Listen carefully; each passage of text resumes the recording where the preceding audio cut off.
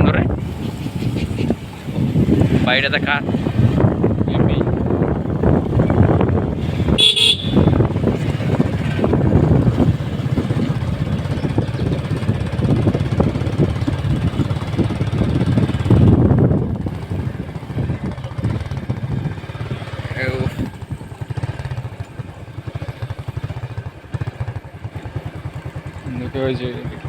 নিচে নামাদে নিচে নামাদে একটু ওদিকে ছিল ওদিকে লোকলার ওদিকে আচ্ছা ভালো দেখি সিল কাটবে নানা নানি অনেক ছিল